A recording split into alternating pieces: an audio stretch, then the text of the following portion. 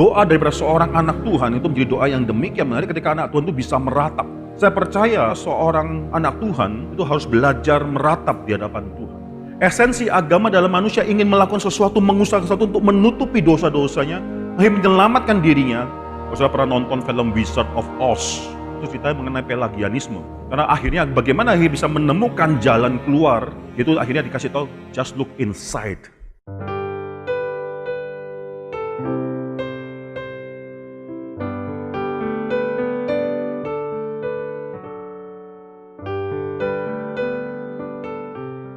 Saudara, hari ini kita akan masuk dalam firman Tuhan dalam kitab Yunus pasal yang kedua. Kita sudah pernah baca kitab Yunus pasal yang kedua ini secara lengkap 2 minggu yang lalu. Ya, tetapi saya ajak kita untuk membaca sekali lagi. Saya akan bacakan dari Yunus pasal yang pertama ayat ke-17 sampai Yunus pasal kedua ayat yang ke-7, lalu 8, 9, 10, pasal 3 ayat 1 sampai 3a. Saudara sekalian akan membaca bersama-sama. Inilah firman Tuhan yang Tuhan berikan pada kita semua pada pagi hari ini. Maka atas penentuan Tuhan datanglah seekor ikan besar yang menelan Yunus, dan Yunus tinggal di dalam perut ikan itu untuk 3 hari 3 malam lamanya. Berdoalah Yunus kepada Tuhan Allahnya dari dalam perut ikan itu, katanya, dalam kesusahanku aku berseru kepada Tuhan, dan ia menjawab aku. Dari tengah-tengah dunia orang mati aku berteriak, dan kau dengarkan suaraku. Telah kau lemparkan aku ke tempat yang dalam, ke pusat lautan, lalu aku terangkum oleh arus air, segala gelora dan gelombangmu melingkupi aku. Dan aku berkata, aku telah terusir dari hadapan matamu. Mungkinkah aku memandang lagi bait-Mu yang kudus? Terjemahan yang lebih tepat, bukan demikian, saudara. Dan aku berkata, telah terusir aku dari hadapan matamu, tetapi aku akan memandang lagi bait-Mu yang kudus. Segala air telah mengepung aku, mengancam nyawaku, samudera raya merangkum aku, lumut lautan membelit kepalaku, di dasar gunung-gunung aku tenggelam ke dasar bumi, pintunya terpalang di belakangku untuk selama-lamanya. Ketika itulah Engkau naikkan nyawaku dari dalam liang kubur, ya Tuhan Allahku. Ketika jiwaku letih lesu di dalam aku, teringatlah aku kepada Tuhan, dan sampailah doaku kepadamu ke dalam bait-Mu yang kudus. Saudara baca.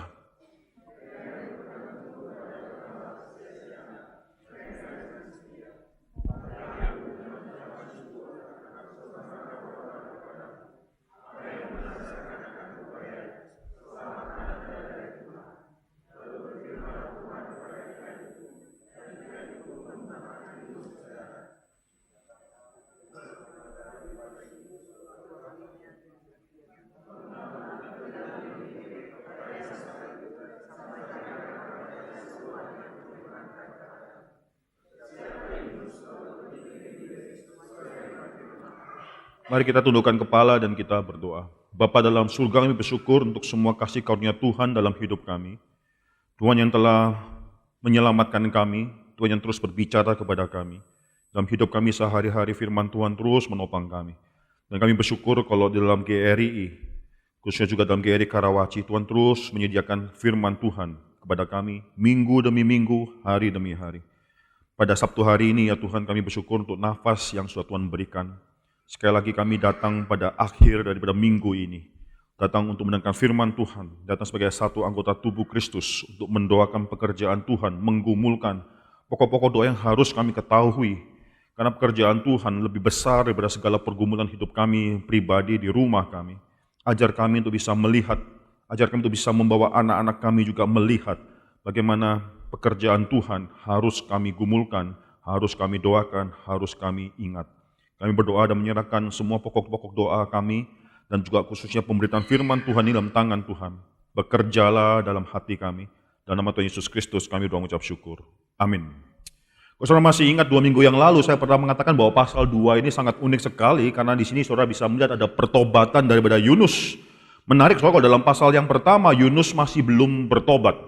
Yaitu walaupun dikasih ombak yang demikian besar, walaupun Allah sudah menyatakan kemarahan Allah kepada Yunus, walaupun Yunus sadar Allah melalui ombak tersebut sedang marah kepada dia, and yet dia tidak bertobat.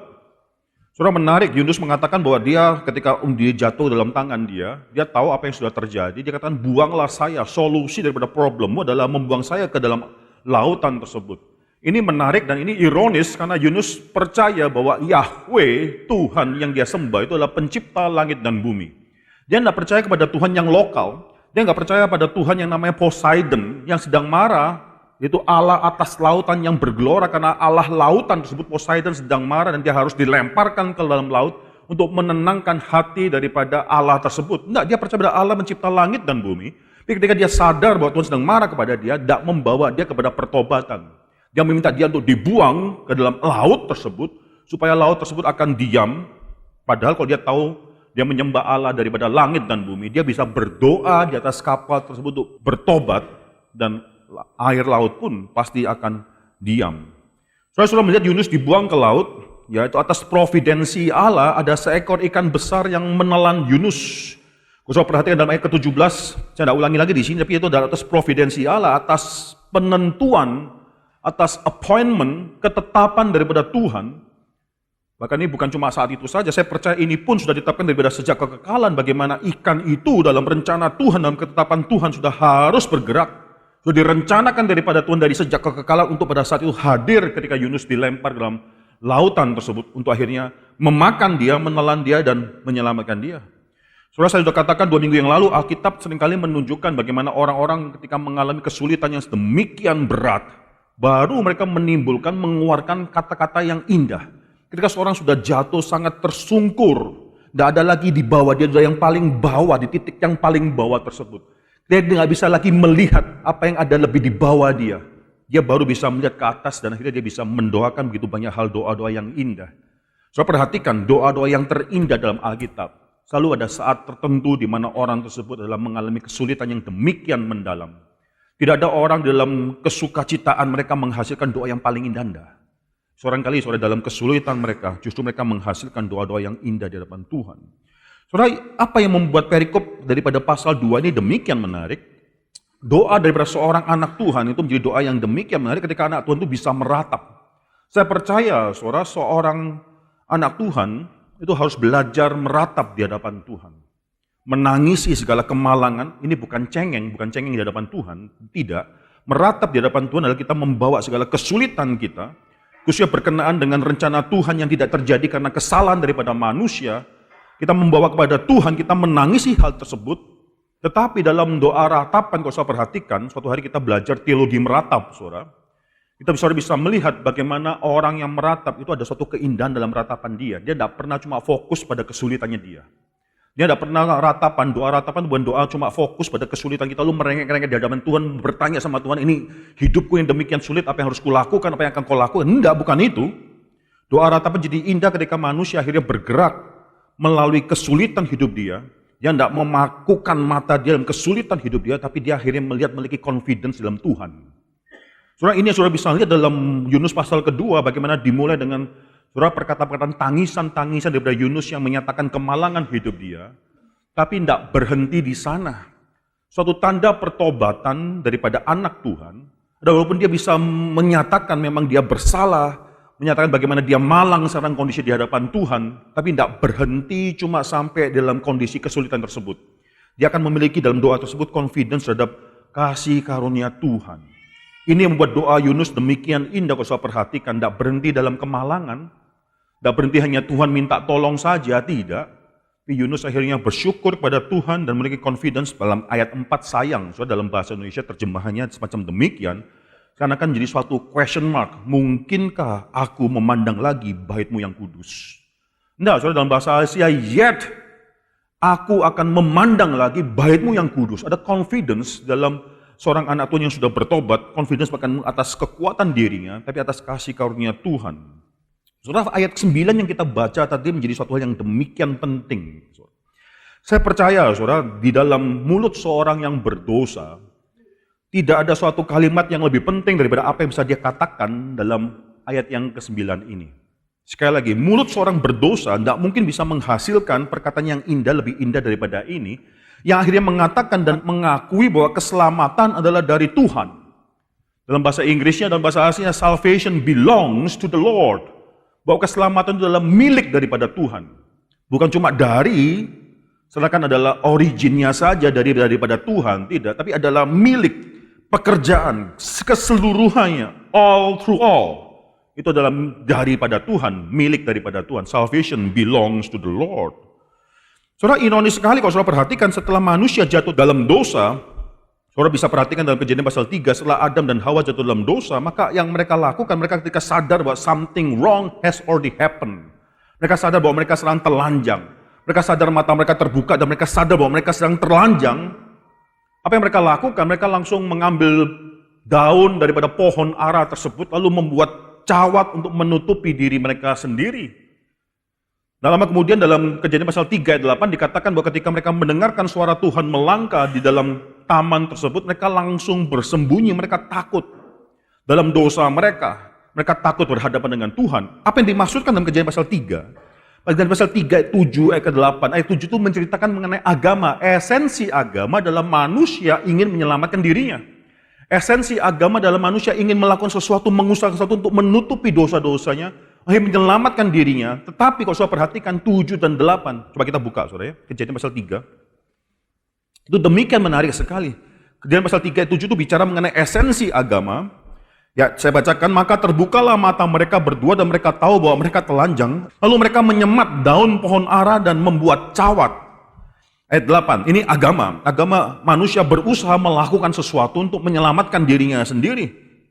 Tapi ketika mereka mendengar bunyi langkah Tuhan Allah yang berjalan-jalan dalam taman itu pada waktu hari sejuk, bersembunyilah manusia dan istrinya itu terhadap Tuhan Allah di antara pohon-pohon dalam taman. Dalam taman. Apa maksudnya? Agama tidak pernah mendekatkan manusia kepada Tuhan. Tidak pernah. Agama semakin manusia berusaha untuk menyelamatkan dirinya mereka sendiri, semakin menjauhkan manusia daripada Tuhan. Itulah yang dicatat dalam Kejadian pasal 3 ayat 7 ayat 8. Dan saudara bisa melihat ironis yang terjadi adalah manusia terus-menerus ingin dalam dosanya menyelamatkan dirinya. Manusia terus-menerus ingin menyelamatkan dirinya. Kalau saudara perhatikan dalam Kejadian pasal 3 ayat 15, padahal Tuhan sudah menjanjikan proto-evangelium, yaitu Injil yang sudah dijanjikan, bahwa keturunan daripada perempuan ini akan meremukkan kepala daripada keturunan ular tersebut. Keturunan daripada ular tersebut akan meremukkan tumit daripada keturunan perempuan ini. Ini sudah dijanjikan, manusia jatuh dalam dosa, mereka tidak perlu melakukan apa-apa, Tuhan langsung menjanjikan karya keselamatan tersebut. Bahkan dalam Kejadian pasal 3, 21, sekarang bukan manusia yang harus berusaha dalam kekuatan mereka sendiri untuk membuat suatu cawat bagi mereka sendiri. Tuhan yang akhirnya menggunakan kulit daripada seekor binatang, berarti ada pengorbanan daripada binatang tersebut, akhirnya membuat suatu jubah bagi manusia tersebut. Bukan manusia yang berjasa, Tuhan yang harus melakukan sesuatu. Itulah keselamatan. Tapi apa yang saudara perhatikan, saudara harus tahu bahwa dalam kekristenan itu bukan cuma salah satu daripada demikian banyak agama. Semua agama mengajarkan manusia harus berusaha. Ini ironis. Manusia yang berdosa mencoba untuk mengusahakan keselamatan dirinya yang sudah berdosa tersebut. Bagaimanakah mungkin? Saudara bandingkan, kekristenan hanyalah satu-satunya agama dalam seluruh agama yang bicara mengenai keyakinan keselamatan karena anugerah daripada Tuhan. Tetapi saudara dalam kekristenan itu pun tidak konsisten. Dalam kekristenan, saudara bisa melihat, bahkan saudara, centuries after centuries, ratusan tahun, perdebatan terus-menerus datang seputar daripada pertanyaan, di manakah kedaulatan Tuhan di atas keselamatan manusia? Di manakah kedaulatan Tuhan dalam keselamatan manusia? Pada abad ke-5, saudara, Agustinus itu berlawanan dengan Pelagius. Agustinus pada abad ke-5 berlawanan dengan Pelagius. Pelagius mengatakan bahwa keselamatan itu bisa diusahakan oleh manusia. Manusia bisa menemukan jalan keselamatan tersebut hanya dengan melihat dirinya sendiri dan menemukan jalan kepada keselamatan tersebut.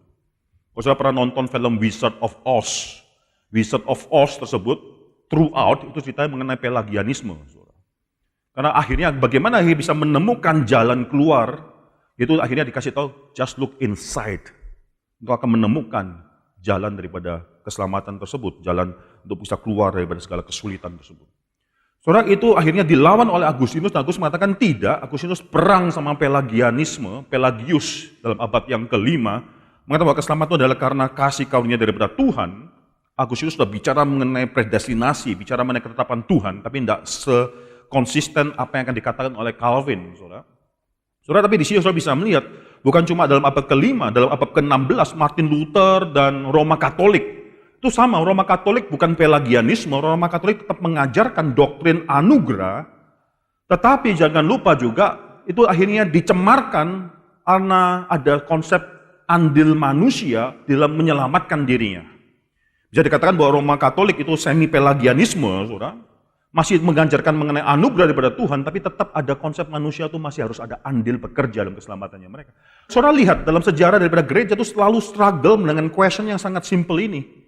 Bagaimanakah kita bisa diselamatkan? Maka saudara, kalau saudara perhatikan, di dalam abad yang ke-16 tersebut Martin Luther ketika berjuang dengan Roma Catholicism, ya itu akhirnya bicara mengenai masalah yang simple, the self of indulgence. Bagi Martin Luther, kita akan pelajari dalam seminar kita suatu hari nanti dalam RBS, saudara, itu adalah mereduksi atau memurahkan, cheapens kasih karunia Tuhan dalam Kristus Yesus. Kalau manusia masih bisa memiliki andil dalam menyelamatkan dirinya. Soalnya ini bukan suatu hal yang sepele, saudara, ini pertanyaan yang sangat besar sekali.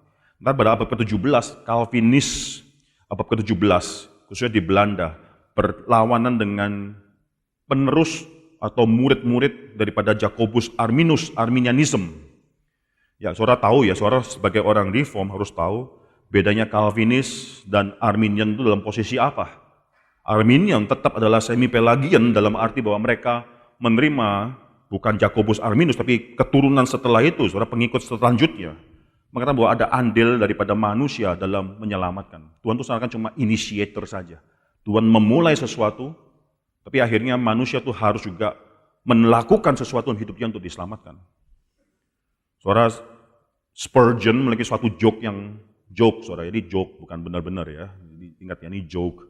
Joke yang sangat menarik sekali. Dia katakan bahwa ikan paus, atau bukan ikan paus, saudara, ikan besar tersebut adalah Arminian, dia katakan. Apa hubungannya gitu ya, ikan besar itu adalah Arminian.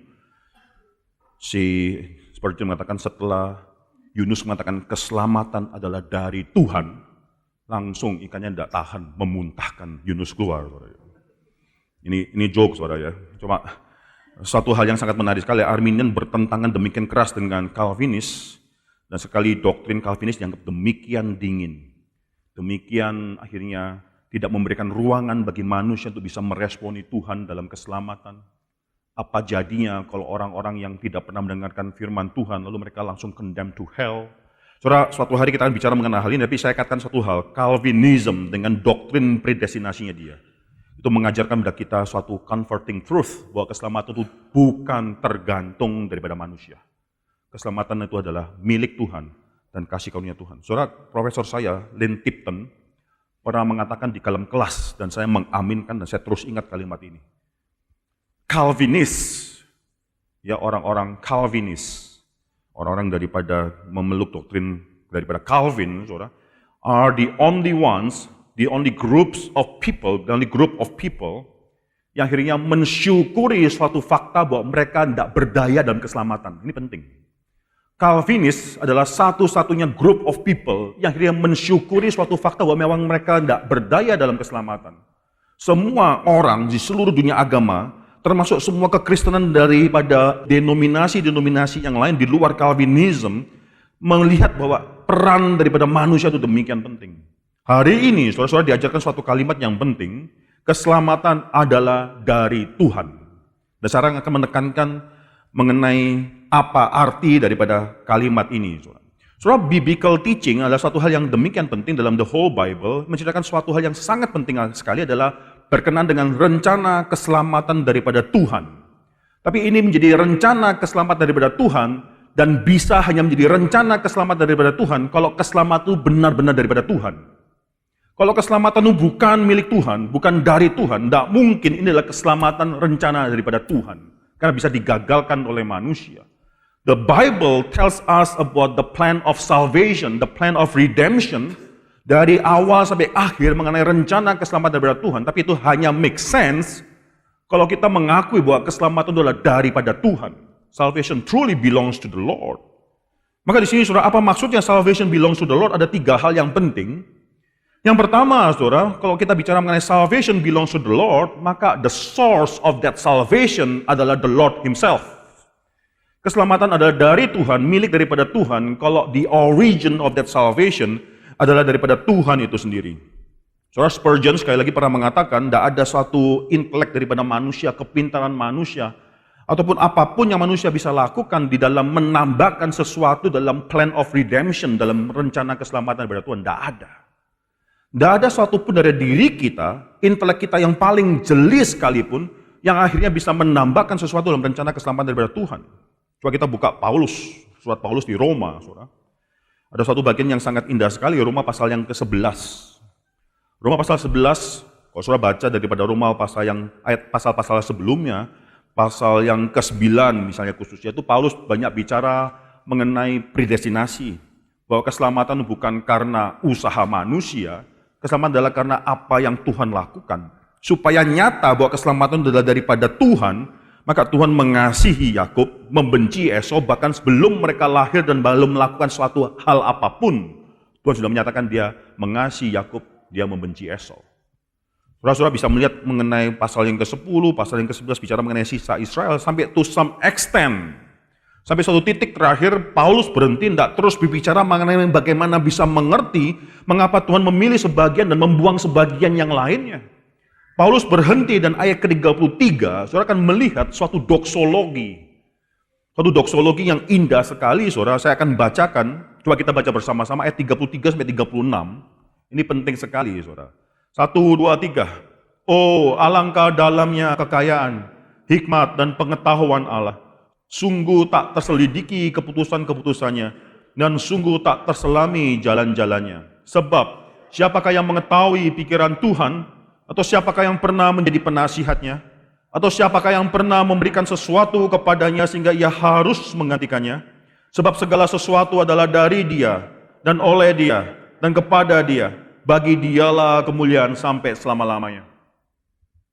Karena saya baca beberapa ayat yang penting ini, ayat 34.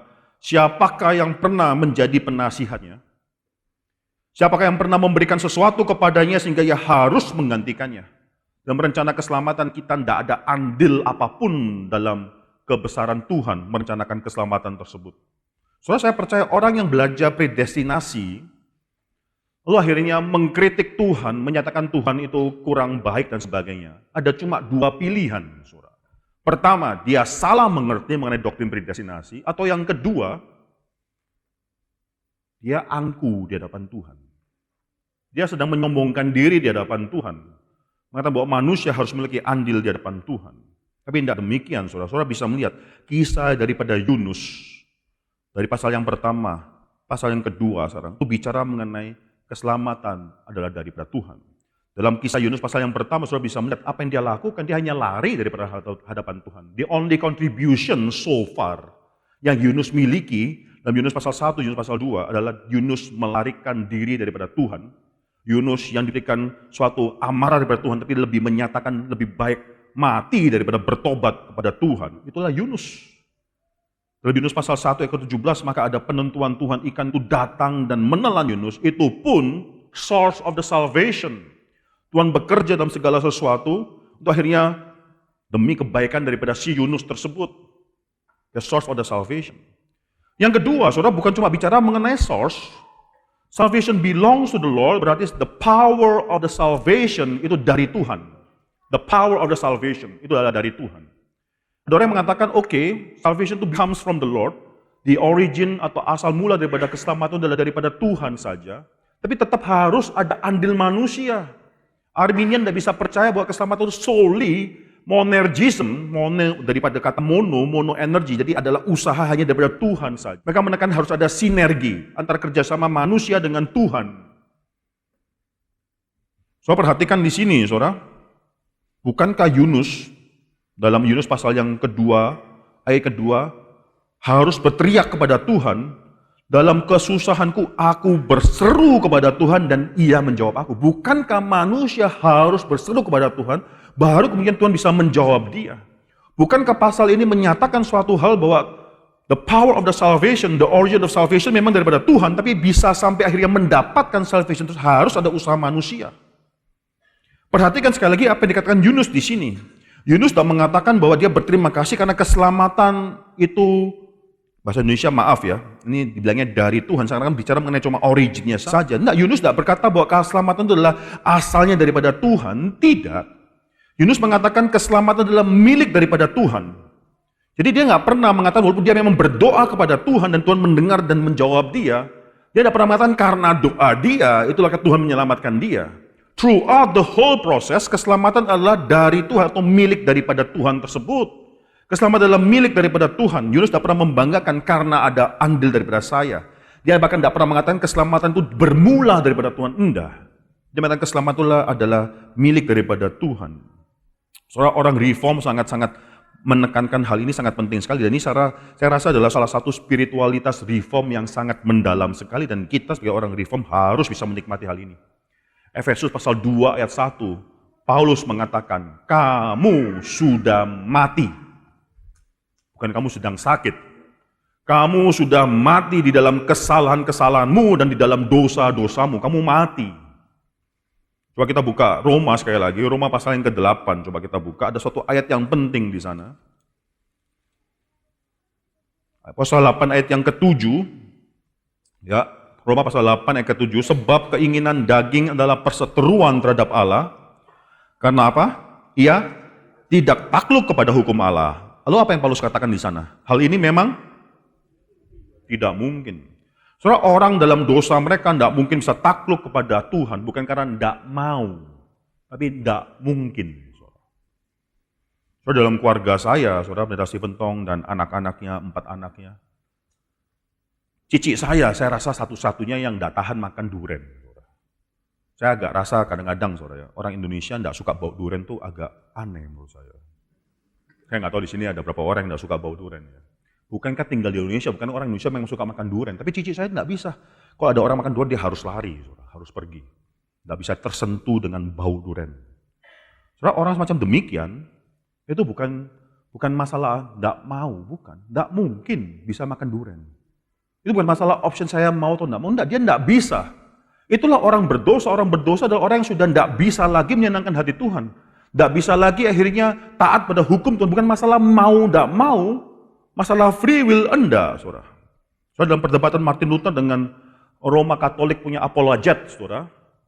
Itu mereka, Roma Katolik menekankan, menanyakan posisi daripada free will. Di mana free will daripada manusia? Bukankah memang Tuhan memberikan kasih karunia tersebut, tapi harus ada will daripada manusia tersebut. Maka di sana saudara Martin Luther mengatakan free will setelah jatuh dalam dosa itu cuma nama saja. Free will setelah jatuh dalam dosa itu adalah terus jadi captive, jadi tahanan, bahkan menjadi subjek daripada dosa itu. Itu bukan bicara mengenai free will lagi, tapi bicara mengenai bondage of the will. Bagaimana will tersebut akhirnya diikat oleh dosa.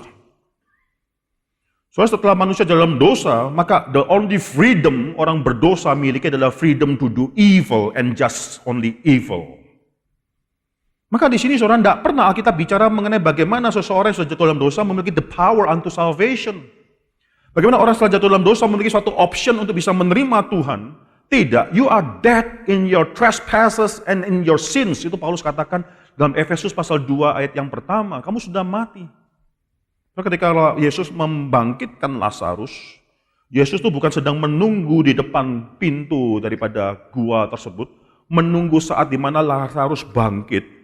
Akhirnya menyambut Lazarus setelah in the middle way, baru menyambut tangan Lazarus membawa dia keluar. Enggak.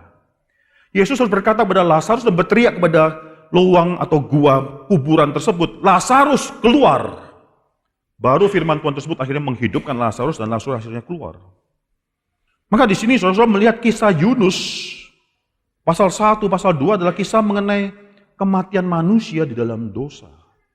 Kisah Yunus bicara mengenai bagaimana a picture, suatu gambaran manusia yang sudah mati dalam dosa. Yunus mengeraskan hatinya ketika firman Tuhan datang kepada dia.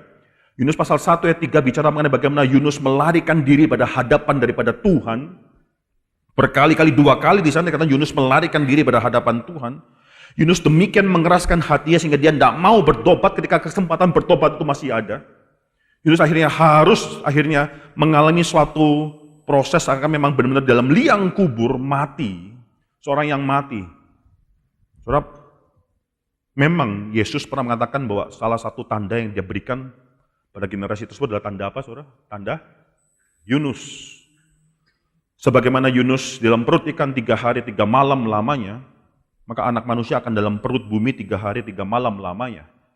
Lalu banyak orang hanya berpikir memang poinnya adalah bicara mengenai bahwa kematian Yesus adalah suatu hal yang real, 3 hari 3 malam lamanya. Tapi tanda Yunus ini ada komentator yang mengatakan bukan cuma bicara mengenai berapa lama Yesus berada di dalam kuburan, tapi bicara mengenai keselamatan yang Yesus genapkan tersebut adalah tanda Yunus, bahwa orang yang berdosa itu seperti Yunus, mati di dalam dosa-dosa dia. Maka daripada itu keselamatan daripada Allah melalui Yesus hanyalah memang pekerjaan daripada Tuhan itu sendiri. So kita sudah bicara mengenai hal yang pertama dan hal yang kedua, bagaimana keselamatan daripada Allah, bicara mengenai the source, the origin of that salvation. Yang kedua bicara mengenai the power of that salvation. Yang ketiga, yang terakhir bisa kita pelajari dari perikop yang pendek ini, bicara mengenai the completion, akhir, finalitas daripada keselamatan itu sendiri. Saudara perhatikan di sini adalah suatu hal yang sangat percuma sekali kalau akhirnya Yunus bertobat dan mendapatkan keselamatan tapi tidak pernah keluar daripada perut ikan tersebut. Adalah suatu hal yang tidak ada artinya kalau Yunus selama-lamanya ada dalam perut ikan tersebut. Maka di sini the completion of salvation membawa Yunus yang sudah bertobat mendapatkan keselamatan tersebut dikeluarkan daripada perut ikan tersebut. Itu harus ada, dan itu terjadi karena firman Tuhan. Tuhan sekarang berfirman kepada ikan tersebut, dan ikan itu akhirnya memuntahkan Yunus, mengeluarkan Yunus. Saudara, satu hal yang sangat percuma sekali kalau setelah kita mendapatkan keselamatan lalu Tuhan membiarkan kita hidup di dalam dosa-dosa dan kematian spiritual kita. Suatu hal yang tidak masuk akal. Setelah kita mendapatkan keselamatan tersebut, maka Tuhan membawa kita kepada suatu hidup yang baru, a new creation. Maka saudara bisa melihat Yunus pasal yang ketiga, sekarang orang yang sudah mendapatkan keselamatan tersebut mendapatkan juga firman Tuhan lagi. Ini penting, saudara. The completion of salvation nggak ada artinya kalau akhirnya tidak ada perubahan dalam hidup orang tersebut. Tidak ada artinya kalau dalam hidup orang diselamatkan tersebut Tuhan tidak berbicara lagi kepada dia. Itu tidak ada artinya. Maka di sini dalam Yunus pasal yang ketiga ayat 1, datanglah firman Tuhan kepada Yunus untuk kedua kalinya. Firman Tuhan yang sama, tapi yang berbeda dalam diri orang yang sudah bertobat, respon yang berbeda. Firman Tuhan bisa sama, dan saudara bisa melihat firman Tuhan ini berkali-kali sama. Setiap hari mungkin membaca hal yang sama yang sudah pernah saudara baca sebelumnya. Tapi dalam diri orang yang bertobat, firman Tuhan itu selalu baru. Dalam diri orang yang sudah bertobat, firman Tuhan itu memiliki suatu kuasa yang baru. Dalam diri orang yang bertobat, firman Tuhan itu tidak pernah sama setiap kali. Maka di sini firman Tuhan datang kedua kalinya, isinya sama, suruh Yunus pergi ke Niniwe. Tapi responsnya demikian berbeda. Karena ada suatu hati yang baru yang sudah Tuhan timbulkan di dalam hidup Yunus. Bangunlah, pergilah ke Niniwe, kota yang besar itu, sampaikan kepadanya seruan yang kufirmankan kepadamu. Mirip saudara perkata dengan Yunus pasal yang pertama ayat yang kedua tersebut. Tapi di sini langsung yang ketiga, di sana dikatakan bersiaplah Yunus lalu pergi ke Niniwe sesuai dengan firman Allah. Saudara perhatikan di sini dari awal keselamatan itu sudah daripada Tuhan. The power of salvation itu datang daripada Tuhan yang merubahkan hidup daripada Yunus tersebut sehingga Yunus bisa berseru kepada Tuhan. Khususnya ayat yang ke-6, saudara. Ya, ayat ke-6 itu di dasar gunung-gunung aku tenggelam ke dasar bumi, pintunya terpalang di belakangku untuk selama-lamanya. Ketika itulah engkau naikkan nyawaku dari dalam liang kubur. Itu pekerjaan Tuhan. The power of salvation. Tidak sampai di sana saja, pada akhirnya Tuhan akan menyelesaikan rencana keselamatan ini dengan merubah kita, melahirbarukan kita, memberikan kepada kita firman Tuhan dan membuat kita akhirnya berespon secara berbeda dengan firman Tuhan tersebut. Saudara, Yunus dalam pasal yang ketiga akan pergi ke Niniwe dan berkhotbah dalam Niniwe. Ini satu peringatan bagi kita, saudara. Setelah kita bertobat, hidup siapa orang sekitar kita yang akan berubah karena pertobatan kita. Setelah kita bertobat, siapakah di sekitar kita akan berubah karena Tuhan sudah mempertobatkan kita. The completion of God's salvation itu tidak berhenti dalam diri kita, tapi selalu akhirnya harus ada dampak pada orang di sekitar kita. Dan Yunus sekali lagi sekarang dipersiapkan Tuhan untuk memiliki suatu dampak yang besar kepada Niniwe. So, kiranya Tuhan memberkati kita dan sekali lagi kita diingat oleh this simple basic truth that salvation belongs to the Lord. Bahwa keselamatan adalah bukan cuma dari Tuhan, tapi adalah milik Tuhan itu sendiri. Mari kita tundukkan kepala dan kita berdoa. Bapa dalam surga, kami bersyukur karena keselamatan adalah milik daripada Tuhan. Bukan kami yang mengusahakan keselamatan, karena kami adalah orang-orang yang sudah mati karena dosa-dosa kami. Kami tidak mungkin bisa meresponi kasih karunia Tuhan. Bahkan kami tidak mungkin bisa akhirnya mentaati hukum-hukum daripada Tuhan, karena kami terus berseteru dengan Tuhan dalam dosa-dosa kami. Pagi hari ini kami diajarkan suatu hal lagi yang demikian sederhana, the simple basic Reformed faith, di mana kami sekali lagi mengakui bahwa keselamatan, salvation, truly belongs to you. Keselamatan adalah milik daripada Tuhan. Ya Tuhan, kami berdoa supaya ketika kami menyadari hal ini, kami bukanlah digoyangkan hidup kami karena ketidakpastian atas keselamatan, tapi hidup kami bisa berbuah karena justru kami meyakini keselamatan kami. Dan tidak hanya itu saja ya Tuhan, dimanapun Tuhan tempatkan kami berdoa supaya Tuhan memakai kami jadi berkat kasih karunia Tuhan pada orang-orang sekitar kami. Kami serahkan hidup kami sekali lagi ya Tuhan, kami serahkan jadi karawat tangan Tuhan, jadikanlah gereja ini gereja yang misioner, daripada semua hamba Tuhannya, daripada semua penatua, pengurus, aktivis jemaatnya, jadi jemaat yang memang sudah dirubahkan oleh Tuhan dan akan merubahkan hidup-hidup orang bagi Tuhan. Kami serahkan pokok-pokok doa kami dalam tangan Tuhan pada pagi hari ini, kami serahkan hanya dalam nama Yesus Kristus, Gembala kami yang hidup dan yang agung. Kami berdoa, berterima kasih. Amin.